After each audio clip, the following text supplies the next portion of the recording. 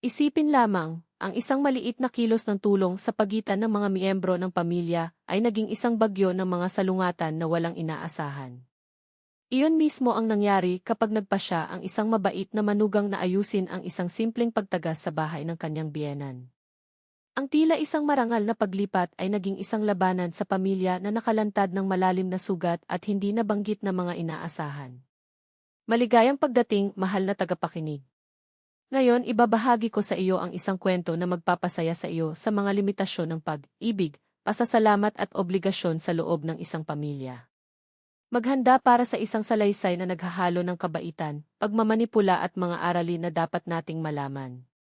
Ito ay isang ordinaryong hapon sa maliit na kusina ni Donna Ana, kung saan ang iginiit na tunog ng mga patak na bumabagsak sa metal na lababo ay sumigaw tulad ng isang oras ng pagmamarka ng orasan.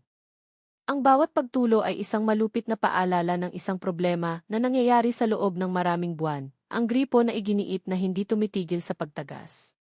Sa kanyang pagretiro, halos sapat na upang masakop ang mga bayarin at gamot, ang pagtawag ng isang tubero ay isang luho na hindi niya kayang bayaran. Bumuntong, hininga si Ana, na naglalagay ng isang plastik na palanggana sa ilalim ng trickle ng tubig na iginiit na tumakbo palayo. Ang kanyang mga mata ay nahulog sa cellphone sa mesa.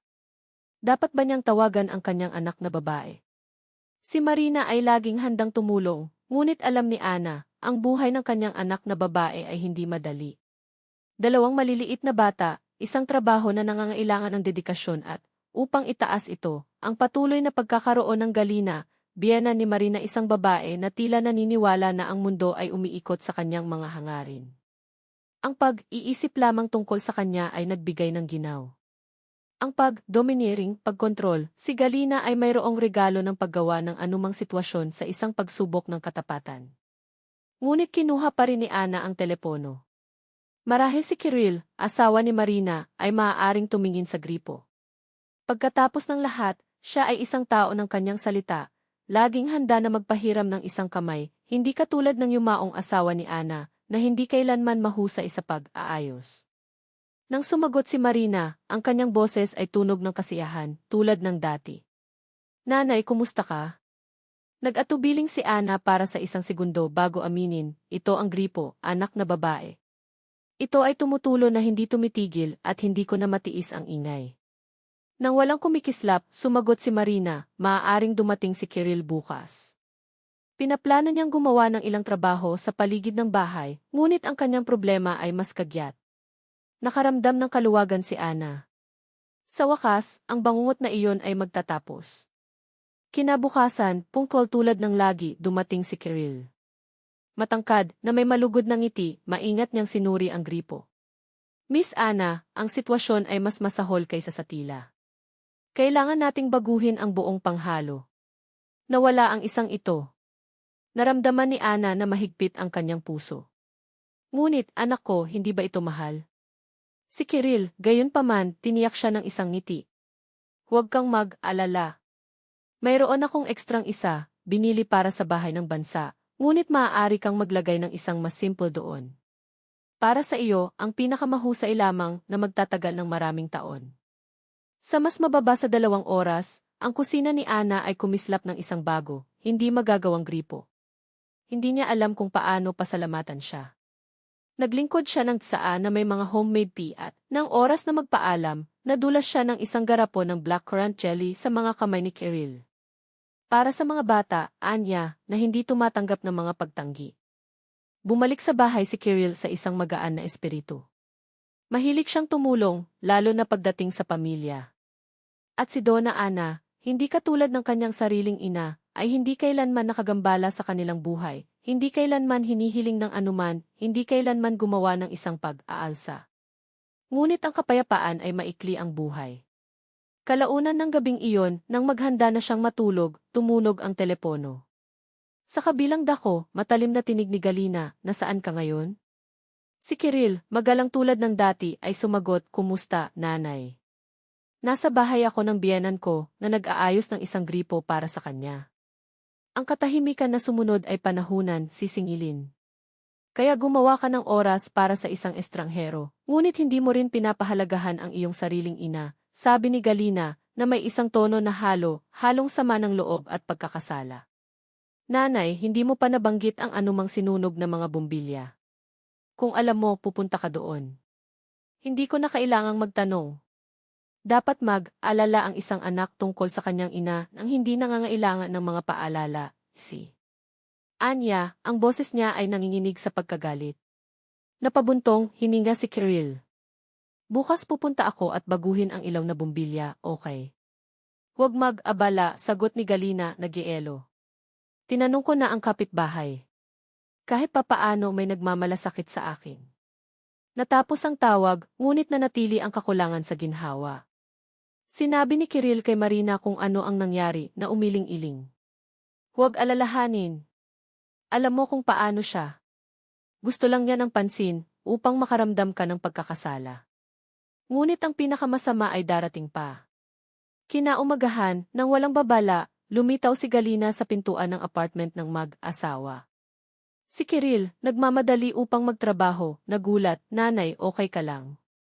Pumasok siya nang hindi binabati si Marina, na huminto sa pintuan ng kusina na may isang tasa ng kape sa kanyang kamay, na pinagmamasdan ang eksena na hinala. Kailangan kong makipag-usap sa aking anak na lalaki. Nag-iisa, pinutol si Galina, hindi pinapansin ang kanyang manugang. Umatras si Marina sa kanyang silid, ngunit iniwan ang pinto ajar. Kirill, iniisip ko ang ginawa mo kahapon, nagsimula si Galina, na may isang mapanirang tono. Ayusin ang mga bagay para sa isang babae na hindi kahit pamilya, at nakalimutan mo ang iyong sariling ina. Makatarungan ba iyon? Nanay, si Ilrek Ana ay hindi isang estranghero. Siya ang ina ng aking asawa at hindi kita nakalimutan. Hindi ko lang alam na kailangan mo ng tulong. At dapat ba akong magmakaawa? Dapat hulaan ng isang anak na lalaki ang mga pangangailangan ng kanyang ina, sumabog si Galina. Itinaas kita, pinag-aralan ka, at ngayon ikaw. Tumingin si Kirill sa kanyang relo. Huli na. Nanay, pag-usapan natin ito ngayong gabi. Ngayon kailangan kong pumunta. Siyempre, palaging walang oras para kay nanay. May oras lamang para sa pamilyang iyong nilikha, sinalakay si Galina, pinalaki ang kanyang tinig. Inaalis ka ng asawa mo sa akin at hindi mo ito napagtanto. Lumabas si Marina mula sa silid, nagbihis na para sa trabaho. Galina, si Kirill talaga ay huli na. Paano natin ito tatalakayin sa ibang pagkakataon? Tahimik ka, sigaw ng biyenan. Ikaw ang nagmamanipula sa kanya, sino ang lumayo sa kanya sa akin? Ninakaw mo ang aking anak at ngayon gusto mo pa ring magbigay ng mga order. Inilagay ni Kirill ang kanyang sarili sa pagitan ng dalawa. Sapat na iyon, nanay. Walang sinuman ang nagmamanipula ng sinuman. Kung kailangan mo ng anuman, magtanong lamang. Walang kompetisyon dito. Humihikbi si Galina, kapansin-pansing. Kinukuha ko ito. Para sa iyo, pasanin ako. Hindi iyon, nanay.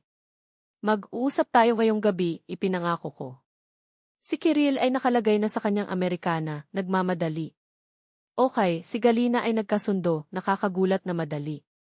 Darating ako ngayong gabi. At magdadala ako ng isang bagay upang ipakita sa iyo. Nang umuwi si Kirill pagkatapos ng trabaho, bahagya siyang may oras upang kumain ng hapunan bago tumunog ang doorbell. Ito ay si Galina, sa oras na ito na may makapal na folder sa kanyang mga kamay. Halika, ina, inanyayahan niya, hinala. Dumiretso siya sa sala, kung saan inilalagay ni Marina ang mga bata. Si Arthur, 7, at Sophia, 5, ay tumakbo upang yakapin ang kanilang lola, ngunit nakatanggap lamang ng isang curt wave. Matulog, kailangan kong makipag-usap sa iyong mga magulang, inutusan si Galina, nang hindi nakangiti. Sa sandaling umalis ang mga bata, binuksan niya ang folder na may 1 kilo sa theatrical at kumalat ang mga papel sa mesa. Ano ito? Tanong ni Marina, nakakaintriga. Ngumiti si Galina, nasiyahan. Iyon, mahal ko, ay ang budget para sa pagkukumpuni ng aking apartment. Isang kumpletong pag-aayos ng euro. Kinuha ni Kirill ang mga pahina at nagsimulang magbasa, nanlaki ang kanyang mga mata sa bawat linya. Nanay, seryoso ka ba? Ito ay higit sa 1,500,000. Kaya ano, sagot ni Galina, na may matamis na ngiti. Kung ang aking anak na lalaki ay nagmamalasakit tungkol sa kaginhawaan ng iba, dapat din niyang alagaan ang kanyang sariling ina. Gusto ko ng sahig na Italyano sa banyo, German crockery, French wallpaper at first-class plaster ceilings. Si Kiril ay matatag, nanay, hindi namin kayang bayaran. Nagbabayad pa rin kami para sa bahay, ang mga bata ay lumalaki. Kaya't ito na, nagambala si Galina, na may isang buntong, hininga. Para sa biyenan, ang pera ay hindi isang problema, ngunit para sa ina, palaging may isang dahilan. Alam kong maririnig mo iyon. Hindi pinigilan ni Marina. Ano ito tungkol sa pera para sa aking ina? Si Kiril ay nagbago lamang ng isang gripo. Ngunit nakatayo na si Galina, kinokolekta ang kanyang mga papeles na may isang kahusayan ng hangin. Huwag kang mag-alala. Alam ko na kung paano ito malulutas sa sarili ko. Pagkatapos ng lahat, hindi ko maaasahan ang aking nag-iisang anak na lalaki, di ba? At, sa pangungusap na iyon, umalis siya, naiwan ang isang mabibigat na katahimikan at katiyakan na hindi ito ang huling labanan. Ang gripo na ginamit namin ay narito na sa bahay. Hindi ito nagkakahalaga ng isang solong roble. Huwag magsinungaling sa akin, sabi ng biyenan na may isang tono na walang tugon. Alam ko ang mga tap. Ang isang ito lamang ay dapat magkaroon ng gastos ng hindi bababa sa 10,000, marahil 20. Umiling-iling si Kiril, nagagalit. Nanay, ito ay isang ekstrang gripo sa dacha. Binili ko ito 1 taon na ang nakalilipas sa pagbebenta para sa 3,000. Ngunit hindi ibibigay ni Galina Timov. Nakagambala si Kiril, ang kanyang tinig na puno ng pagkapagod. Nagpapasalamat ako sa lahat, ngunit hindi ko kayang bayaran ang isang pagkukumpuni na nagkakahalaga ng 1,500,000. Impossible iyon. Kung gayon hindi ako mahalaga sa iyo, Anya, mapait. Alam kong darating ito dito.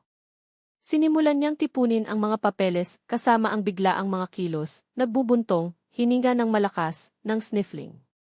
Mabubuhay ako sa aking bahay na nahuhulog. Baka mabagsak ang bubong. Pagkatapos, sino ang nakakaalam, ikaw ay tatanggalin na magbayad para sa aking libing. Ano ang sinasabi mo? Sumabog si Kiril. Magaling ang iyong apartment. Binago namin ito 5 taon na ang nakalilipas. 5 taon. Sumigaw siya na parang walang hanggan. Iyon ay isang buhay. Zinada Petrovna, sa 3 palapag, ang mga renovations bawat 3 taon para sa kanyang mga anak, at kailangan kong mabuhay tulad ng isang pulubi. Sobrang dami nito. Hindi ito matiis ni Kiril. Sapat na, nanay. Hindi ka isang pulubi. Mayroon kang isang mahusay na pagretiro, isang mahusay na apartment at isang anak na nagmamahal sa iyo. Ngunit hindi ako isang milyonaryo upang baguhin ang iyong interior na parang isang pana-panahong koleksyon. At alam mo kung ano? Kung nais mo ang mga kahilingan at pagmamanipula. I-save ang pera o makahanap ng isang sponsor. Si Galina Timofyevna ay tumayo sa Frozen, ang kanyang bibig ay kalahating bukas. Hindi pa niya inaasahan ang gayong direktang tugon mula sa kanyang anak. Paano ka nakikipag-usap sa iyong ina na ganyan? Sa wakas ay pinamamahalaang niya upang maipahayag. Naglakas, loob ako dahil ako ay isang may edad na, sagot ni Kiril, matatag. At mayroon akong sariling pamilya, ang aking sariling mga responsibilidad. Mahal kita, ina, ngunit hindi na kita papayagan na manipulahin ako. Tumulo siya sa kanyang mga paa, ang kanyang mga mata ay kumikinang na may pinaghalong galit at isang bagay na mukhang nasasaktan. Naiintindihan ko ang lahat. Ito ay kanya. Tinuro niya si Marina na may akusasyong kilos. Nagawa niyang italika minsan at para sa lahat. Ngayon ang kanyang ina ay mahalaga lamang. Pumunta siya sa pintuan, ngunit huminto sa doorframe. Tandaan, anak, habang tinatrato mo ang iyong mga magulang, gagamot ka ng iyong mga anak. Malakas na bumagsak ang pintuan. Lumapit si Marina at niyakap si Kiril ng mga balikat. Huwag kang mag-alala. Panatilihin siyang cool. Alam ko, buntong, hininga siya. Ngunit sa oras na ito, hindi ako ang magiging unang tumawag muna upang humingi ng tawad. Sapat na iyon. Ang susunod na 2 linggo ay nakabasag na tahimik. Walang mga tawag sa telepono, walang pagbisita, kahit na hindi nagtanong tungkol sa mga apo. Tumayo si Kiril, ngunit nag-aalala na gumapang sa loob. Hanggang sa isang Biyernes ng gabi, habang ang pamilya ay naghahapunan, tumunog ang cellphone. Ang pangalan ni Galina Timofeevna ay sumabog sa screen. Sumagot siya ng walang pag-aatubili. Kumusta, Kirill? Ang kanyang tinig ay tunog ng kakaibang mababa, mabugbog. Isang pipe na sumabog dito. Tubig kahit saan. Nagawa kong isara ito, ngunit maaari ka bang dumating? Darating ako, sagot niya, nang hindi kumikislap. Hawakan ito doon. Wala pang isang oras, nasa pintuan siya ng apartment ng kanyang ina. Ang pinsala ay totoo, ang bathtub pipe ay sumabog, pagbaha hindi lamang sa banyo, kundi ang pasilyo at bahagi ng kusina. Si Kirill ay nagtrabaho ng huli sa gabi, unang pag-aayos ng pagtagas, pagkatapos ay bumubulusok sa sahig, tinutuya kung ano ang makakaya niya. Tahimik siyang tinulungan ng kanyang ina, nang walang mga reklamo, nang walang panunuya. Kapag natapos na ang pinakamasama, nagbuhos siya ng isang tasa ng tsaa, nanginginig ng bahagya. Salamat, bulong niya. Hindi ko alam kung ano ang gagawin. Napapagod na umiti si Kirill. Laging, nanay. Iyon ang dahilan kung bakit narito ako. Isang bagay sa hangin ang nagbago. Si Galina Timofeevna ay tila mas maliit, hindi gaanong nakabaluti. Alam mo, bigla niyang sinabi, marami akong iniisip na mga araw na ito. Tama ka. Tama ako. At nagmamanipula ako. Tumingin si Kirill sa kanya, nagulat. Hindi ko inaasahan na marinig iyon. Ito ay natatakot lamang, patuloy niya, ang kanyang boses ay bumagsak ng kaunti. Takot na tumanda ng nag-iisa na hindi na kailangan. Kapag nagpakasal ka, naramdaman kong nawawala ang nag-iisang tao na akin. Pagkatapos ay dumating ang mga apo at sa palagay ko ay naiinggit ako. Sa iyo. Nang lahat. Hinawakan ni Kirill ang kanyang kamay. Nanay, lagi kang kakailanganin. Hindi mo na lang kailangang on ito sa isang kompetisyon. Kami ay isang pamilya. Lahat tayo. Tumango siya, pinunasan ang isang naliligaw na luha. Siguro na sobrahan ko ito sa bagay na ito ng Euroremont, inamin niya na may isang marupok na ngiti. Ngunit ang bathtub, pagkatapos ng baha na ito, ay kakailanganin ng isang ayusin natin ito, sumang-ayon si Kirill. Hanggat maaari at gagawin ko ang lahat sa aking sarili. Nang walang mamahaling masters. Sumang-ayon, tanong niya. At, pagkatapos ng isang pause, at sabihin sa Marina pasensya na. Ang kanyang ina din ni. Halos hindi ito pinaniwalaan ni Kirill, ngunit save niya ang komento. Ito ay pag-unlad. At makabuluhang pag-unlad. Nang sumunod na linggo, tinawag ni Galina Timofeevna si Anna Sergeyevna at inanyayahan siyang tsaa.